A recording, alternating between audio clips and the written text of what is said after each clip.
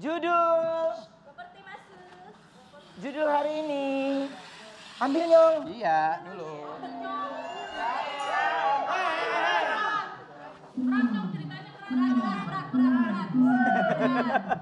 Nyong, lu nempel batu nggak ada bedanya ya Nyong?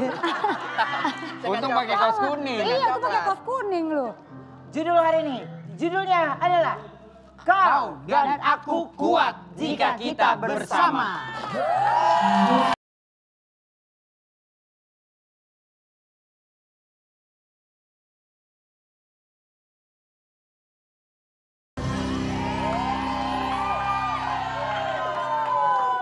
Oke, baik.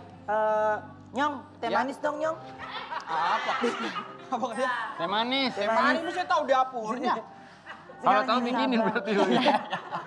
Tapi siang hari ini kita kedatangan keluarga yang saling menguatkan satu sama lain setelah ditinggal oleh orang terkasih.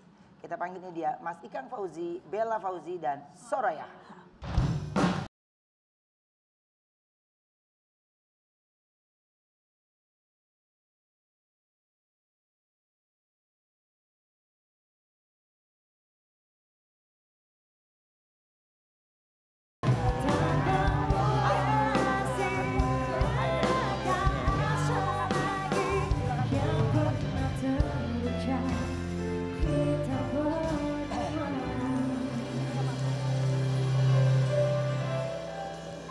Sebelumnya kami dari keluarga Brownies menyampaikan bela sungkawa yang sedalam-dalamnya.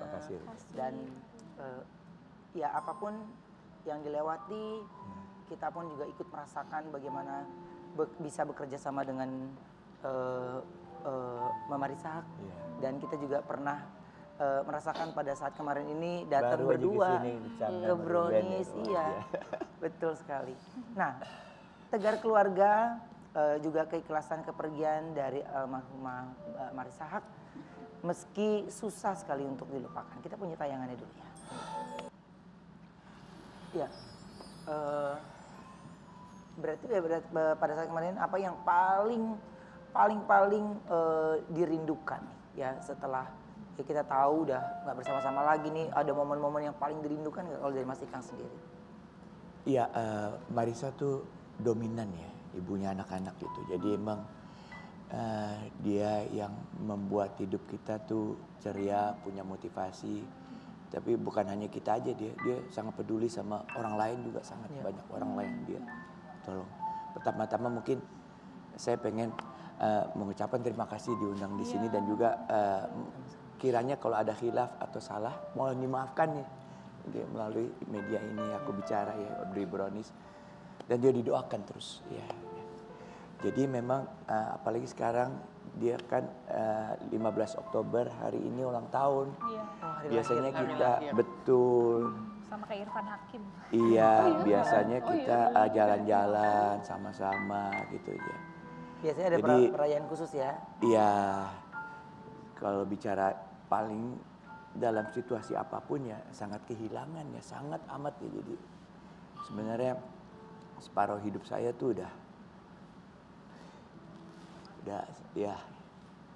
udah bersama-sama dialah gitu hidupnya. Jadi sangat amat dan aku pikir aku akan menjaga terus dia ada di hati saya, nggak akan pernah tergantikan dan terlupakan gitu ya. Cuman wujudnya aja nggak ada dan aku harus terima itu karena aku harus ridho dan harus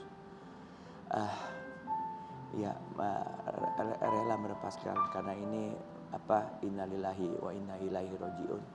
Semuanya tuh yang makhluk seberapapun kita mengasihi dia itu dari Allah dan akan kembali kepada Allah lagi. Kami ada artikelnya dulu sebentar ya. Mana artikelnya? Silakan. Bella Fauzi ungkap rencana perayaan ulang tahun Marisa Haq.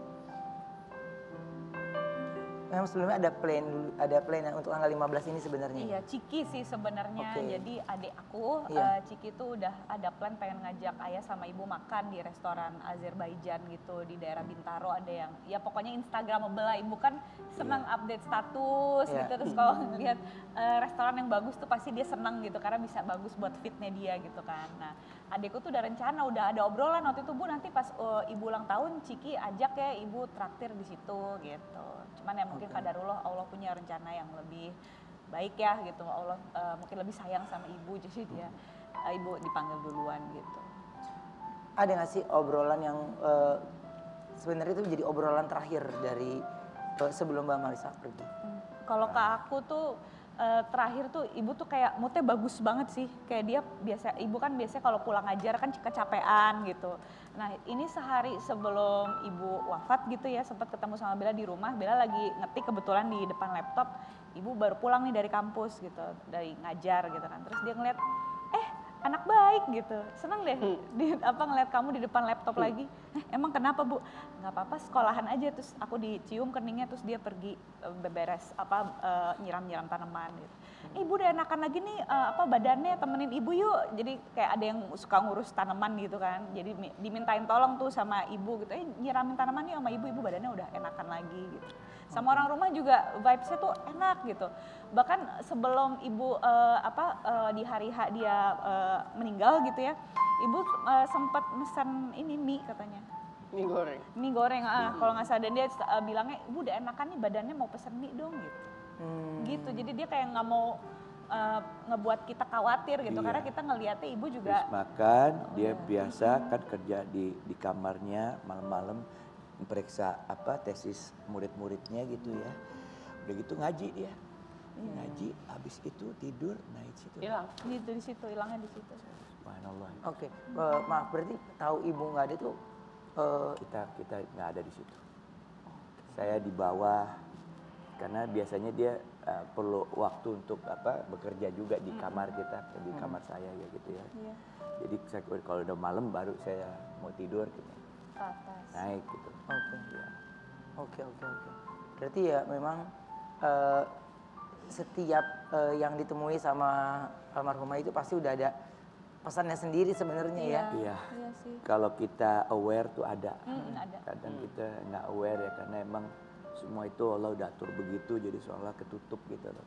Tidak ada yang mencurigakan lah dalam arti kata gitu ya. Iya. Ya ibu sering kalau pesen sih. Diingat-ingat lagi, dirunutin lagi, memang selalu ada cerita-cerita seperti itu. Iya, kayak dia ibu kalau meninggal pengennya dikuburannya di tanah kusir gitu. Ya kalau kita kan dengernya, ya Bu nanti-nanti aja ngomongnya, jangan sekarang. Karena kita kan emang kalau yang namanya orang tua tuh nggak ada yang siap untuk kehilangan orang tua kan. Meskipun pada akhirnya memang kita kesana gitu, cuman nggak ada yang benar-benar kita prepare untuk itu. Jadi kalau ya udah, kalau ibu lagi ngomong kayak gitu ya kita dengerin aja. Cuma dalam hati, iya Bu, ya panjang umur ya Bu gitu. Aku selalu mikirnya kan kayak gitu. Ya. Soalnya memang yang sebenarnya kita nggak pernah dengar kabar ibu sakit gitu ya. Iya kan? Iya. Kita pun sebagai yang suka melihat keluarga kalian gitu ya, nggak pernah dengar kabarnya sakit gitu. Dan jadi ini berita ini nggak hanya pihak keluarga, kami pun itu shock, sampai baca berita tuh sampai berkali-kali dan baru oh iya benar gitu. Ya. Nah ini dari ibu sendiri kan banyak cerita-cerita atau momen-momen di rumah yang menjadi biasanya ibu selalu duduk di situ. Masih ada teriang pasti ya? Pastilah Mas, pasti Mas, sangat. Apalagi ibu kalau di rumah tuh hobinya dia bersih-bersih, nyiram tanaman gitu. Bahkan dia juga sempat di masa hidupnya ibu saya tuh dia ngajarin gimana caranya nata meja supaya cantik gitu, supaya dilihat enak lah gitu. Sama jangan lupa masakin nasi merah buat ayah. Gitu. Nah, tapi kalau ke Mbak Ayah sendiri nih ya, terakhir ada obrolan nggak sama Mbak Marissa?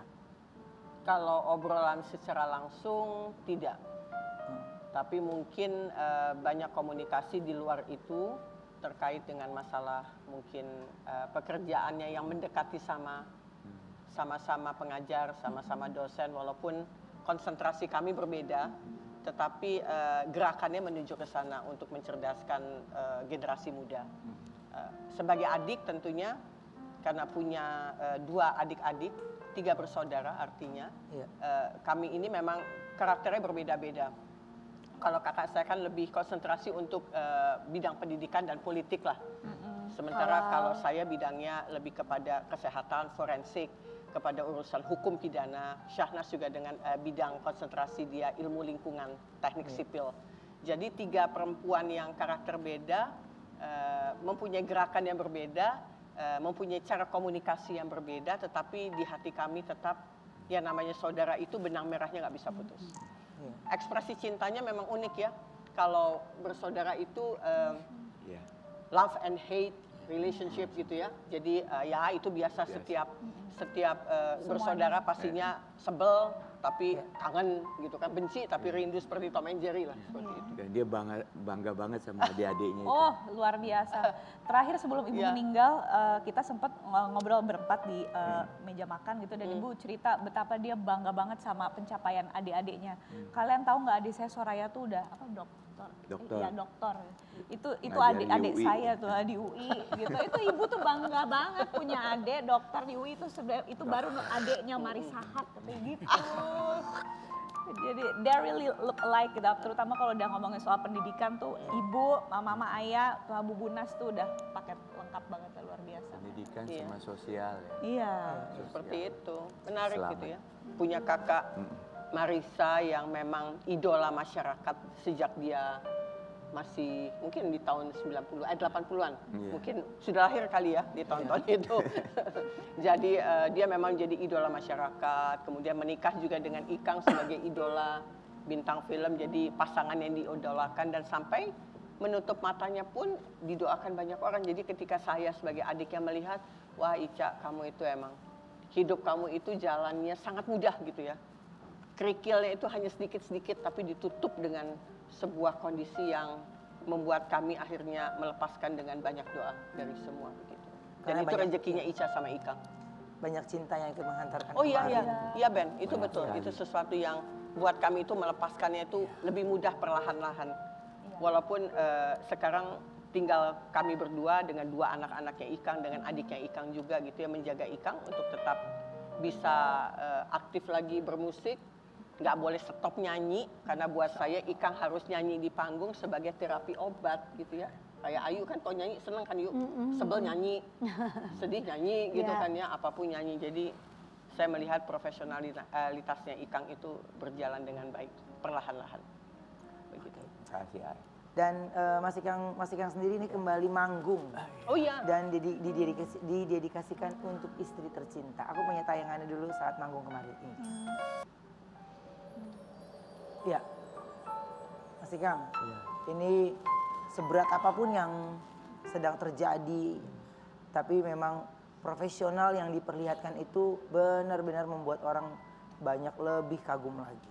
Ya, itu adalah hal yang berat, harus menyanyi menghibur orang lain di saat suasana hati yang belum kembali pulih sebenarnya. Ya. Ketika kemarin Mas Ikang akhirnya tidak membatalkan pekerjaan yang sudah mungkin dari lama, akhirnya terus mencoba profesional, itu seperti apa Mas Ikang melewatinya? Iya, memang itu kontroversial banget ya, antara fisik kita, keadaan jasmani dan rohani kita dengan emosi dan juga dengan tantangan untuk menyanyi itu. Tapi satu hal, pertama saya pengen profesionalisme itu karena emang saya udah terikat dengan perjanjian seperti itu, harus saya lakukan.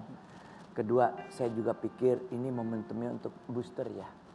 Saya juga harus ya mungkin memberikan nyanyi supaya saya lebih bisa punya konsentrasi kegiatan yang berarti.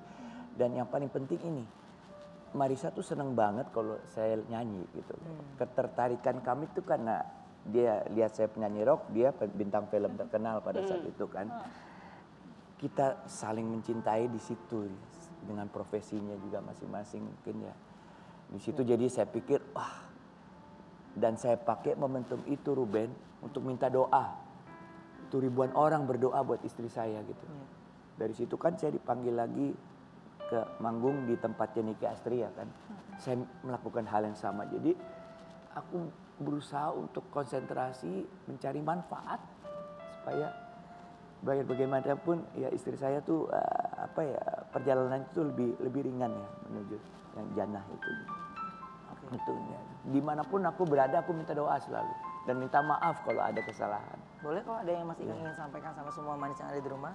Iya, aku pertama-tama sekali lagi minta maaf kalau sekiranya ada almarhumah kesalahan kata atau apa gitu ya. Tentu mohon dimaafkan sekali dan minta doanya terus biar gimana ya itu yang paling bermanfaat pada saat ini gitu loh. Mungkin kita bicara, saya minta Al-Fatihah di sini ya. Boleh. Al-Fatihah. Alhamdulillah. Bismillah.